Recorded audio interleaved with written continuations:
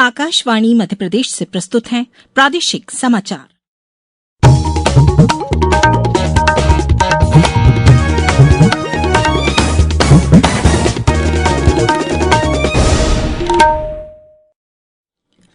नमस्कार, समाचारों के साथ मैं राना शाहिद।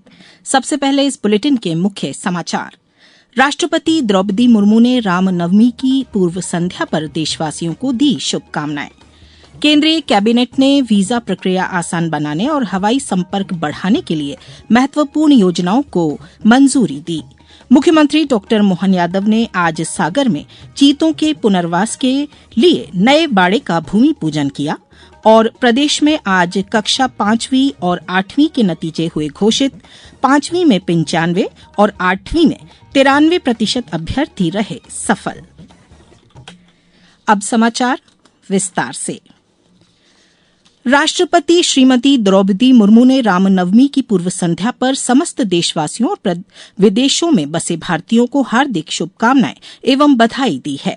अपने संदेश में राष्ट्रपति ने कहा कि मर्यादा पुरुषोत्तम भगवान श्री राम का जीवन हमें सत्य, न्याय और संयम के मार्ग पर चलने की प्रेरणा देता है। उन्होंने आह्वान किया कि भगवान राम के आदर्शों को आत्मसात करते हुए हम सभी मन, वचन और कर्म से राष्ट्र सेवा का संकल्प लें।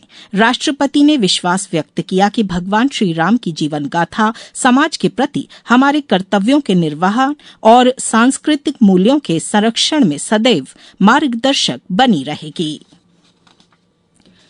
प्रधानमंत्री नरेंद्र मोदी की अध्यक्षता में आज हुई केंद्रीय कैबिनेट की बैठक में 3 महत्वपूर्ण निर्णय लिए गए हैं। बैठक के बाद केंद्रीय मंत्री अश्विनी वैष्णव ने जानकारी दी कि सरकार ने विदेशी पर्यटकों की सुविधा के लिए immigration visa foreigners registration and tracking यानी IVFRT 3.0 योजना को मंजूरी दी है, जिस पर 1800 करोड़ रुपए व्यय किए जाएंगे।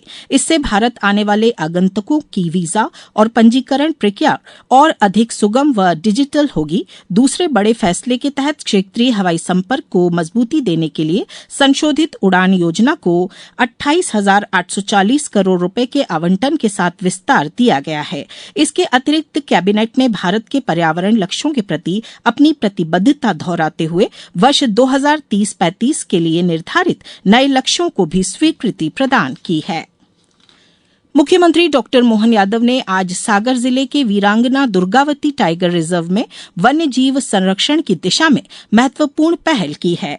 मुख्यमंत्री ने टाइगर रिजर्व की बामनेर नदी में 1 दर्जन कछुओं को विमुक्त किया। इसके साथ ही डॉक्टर यादव ने भविष्य में चीतों के पुनर्वास के लिए तैयार किए जा रहे सॉफ्ट रिलीज बोमा के निर्माण कार्य का भूमि पूजन भी किया। वीरांगना Rani Durgavati tiger reserve park को एक तरह से पुनः जीवंत करते हुए यहाँ पर आज चीतों के बाड़ों का भूमि पूजन भी संपन्न हुआ। यहाँ चीतों की पुनर्वसाहट की योजना का तीसरा ये हमारा नया बसेरा बनेगा। इसी के साथ साथ आज जैव विविधता के संरक्षण और संवर्धन की दिशा में एक ऐतिहासिक कदम उठाते हुए कछुआ संरक्षण केंद्र के माध्यम से चंबल के और भोपाल से लगभग 14 कछुए यहाँ छोड़े हैं।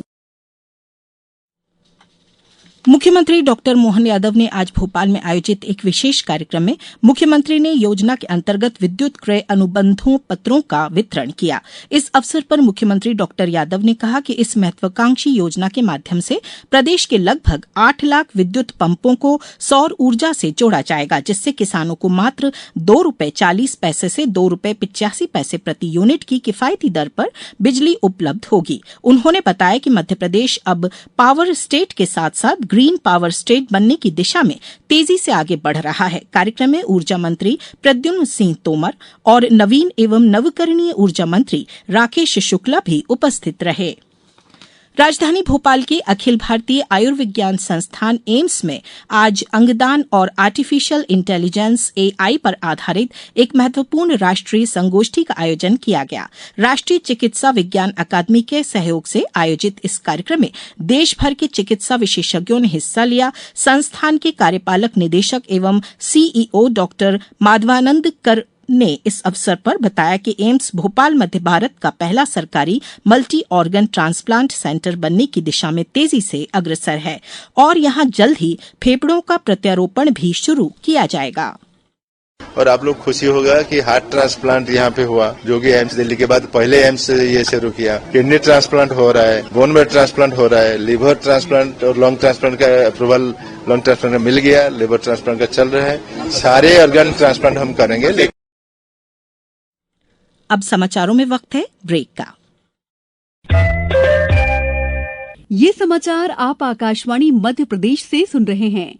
ये समाचार बुलेटिन YouTube पर Madhya Pradesh news All India Radio channel पर और फेसबुक के साथ ही एक्स प्लेटफॉर्म पर AIR न्यूज भोपाल पेज पर सुने जा सकते हैं। इसके अलावा आप हमारी वेबसाइट newsonair.gov.in पर या न्यूज ऑन AIR ऐप पर भी समाचार सुन सकते हैं। ब्रेक के बाद समाचारों में एक बार फिर आपका स्वागत है। स्कूल शिक्षा मंत्री राव उदय प्रताप सिंह ने आज कक्षा 5वीं और 8वीं के बोर्ड पैटर्न परीक्षा परिणाम घोषित कर दिए हैं। इस वर्ष 5वीं का परीक्षा परिणाम 95.14% और 8वीं का 93.83% रहा है। स्कूल शिक्षा मंत्री उदय प्रताप सिंह ने परिणाम जारी करते हुए बताया कि 5वीं का परीक्षा परिणाम 95.14% है और 8वीं का परिणाम 93.83% है, जो पिछले साल से बेहतर परिणाम आया है। कि शासकीय स्कूलों का परीक्षा परिणाम प्राइवेट स्कूल से बेहतर, ग्रामीण क्षेत्रों का परीक्षा परिणाम शहरी क्षेत्रों से बेहतर, और ये परीक्षा परिणाम बेहतर आए हैं। इसमें सबसे बड़ा योगदान जो है वो नई शिक्षा नीति में जो अपेक्षा की गई, तो उस पर हमारी मध्य प्रदेश की सरकार ने बेहतर काम किया है। कृषि और ग्रामीण विकास मंत्री शिवराज सिंह चौहान ने आश्वासन दिया कि देश में उर्वरक की कोई कमी नहीं है। उत्तर प्रदेश के गोरखपुर में आज मीडिया से बात करते हुए कृषि मंत्री ने बताया कि किसानों को किसी भी प्रकार की कमी का सामना नहीं करना पड़ेगा। उन्होंने कहा कि संकट की स्थिति है, लेकिन प्रधानमंत्री नरेंद्र मोदी के नेतृत्व में हर समस्या का समाधान किया गया है। उन्होंने गोरखपुर के प्रतापपुर क्षेत्र में एक कार्यक्रम में भाग लिया और विभिन्न योजनाओं के लाभार्थियों को किट वितरित किए। केंद्र सरकार ने कहा है कि देश में 36 करोड़ टन कच्चे तेल का शोधन की क्षमता है। पश्चिम एशिया में हाल के घटनाक्रम पर आज नई दिल्ली में अंतर मंत्रालय प्रेस वार्ता में पेट्रोलियम और प्राकृतिक गैस मंत्रालय में संयुक्त सचिव सुजाता शर्मा ने स्पष्ट किया कि पेट्रोल और डीजल के दाम में कोई बढ़ोतरी नहीं की गई। उन्होंने लोगों से अफवाहों पर ध्यान न देने की अपील की है। उन्होंने कहा कि पिछले 25 दिनों में लगभग 2.5 लाख नए PNG कनेक्शन दिए गए हैं। इसके अलावा करीब 2,20,000 उपभोक्ताओं ने LPG से बदलकर PNG कनेक्शन लिए हैं। प्रदेश के कई जिलों में पेट्रोल डीजल की कमी की अफवाहों के चलते पेट्रोल पंपों पर भारी भीड़ उमड़ रही है। इस स्थिति पर स्पष्टीकरण देते हुए खाद्य एवं नागरिक आपूर्ति मंत्री गोविंद सिंह राजपूत ने कहा है कि प्रदेश में ईंधन का पर्याप्त स्टॉक उपलब्ध है और आपूर्ति निरंतर जारी है। मंत्री राजपूत ने नागरिकों से अपील की है कि वे किसी भी प्रकार की भ्रामक सूचनाओं पर ध्यान न दें और घबराहट में आकर अनावश्यक खरीदारी न करें। प्रशासन के अनुसार अकेले भोपाल संभाग में आगामी 3 महीनों के लिए पर्याप्त ईंधन सुरक्षित है। इंदौर, उज्जैन और ग्वालियर सहित अन्य प्रभावित जिलों में भी कलेक्टरों ने स्थिति की निगरानी के निर्देश दिए हैं और स्पष्ट किया है कि पेट्रोल डीजल की कीमतों में वृद्धि या स्टॉक की कमी जैसी खबरें पूरी तरह निराधार हैं। अब कुछ समाचार संक्षेप में।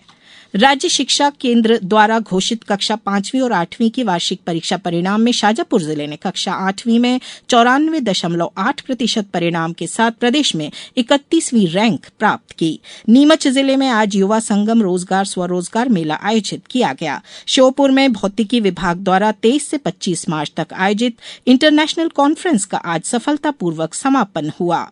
सीहोर जिले में संकल्प से समाधान अभियान जिला स्तरीय शिविर का आयोजन आगामी 26 मार्च को किया जाएगा। खंडवा में राष्ट्रीय सुरक्षा दिवस के अवसर पर राष्ट्रीय सुरक्षा एवं साइबर सुरक्षा विषय पर व्याख्यान तथा वीडियो प्रदर्शन का आयोजन किया गया। इस बुलेटिन में बस इतना ही। अगला बुलेटिन सुनिए कल सुबह 7:10 पर। नमस्कार।